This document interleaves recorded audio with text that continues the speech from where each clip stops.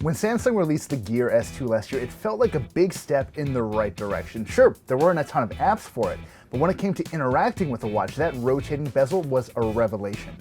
With the new $350 Gear S3 Frontier though, Samsung took that formula and made it even better, even though the market for this sort of stuff seems to be drying up a bit. Anyway, let's start with the basics. The Gear S3 is a beautiful piece of machinery.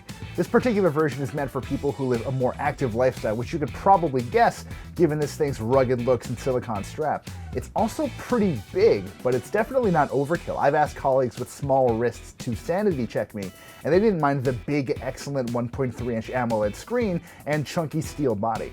More importantly, it's IP68 water-resistant, and that screen is covered in a new version of Corning's Gorilla Glass that was tailor-made for wearables.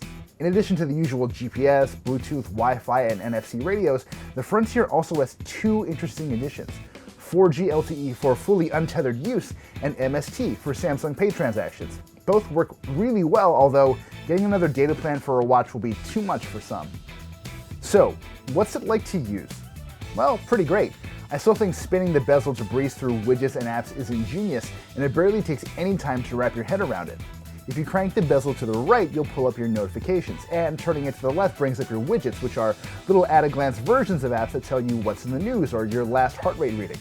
Meanwhile, two physical buttons on the right side take you back one level or straight back to the home screen.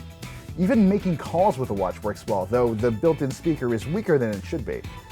Doing all of this, by the way, is incredibly fast thanks to Tizen's overall lightness and the combination of a 1 GHz dual-core Exynos chip and 768 MB of RAM.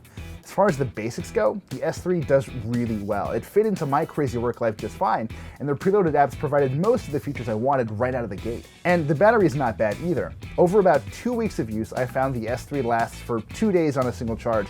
That was with a non-trivial amount of use on LTE away from my phone, and with the improved always-on display enabled. If you never plan to use that wireless connection and let the screen turn off when you're not looking at it, you're actually looking at well over 3 days. Naturally though, Samsung couldn't pull off everything impeccably. The S3 was designed to automatically track workouts, for example, when it detects the right kind of movement. It was pretty accurate at noticing whenever I jumped on the elliptical, but it is prone to false positives.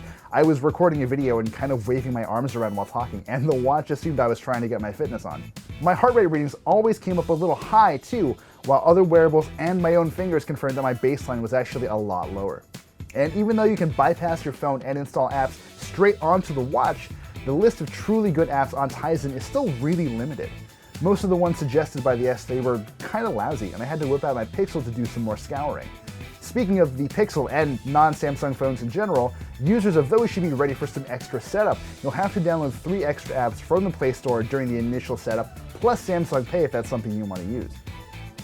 With the S3 Frontier, Samsung tried to build a jack-of-all-trades smartwatch, and they pulled it off better than I expected.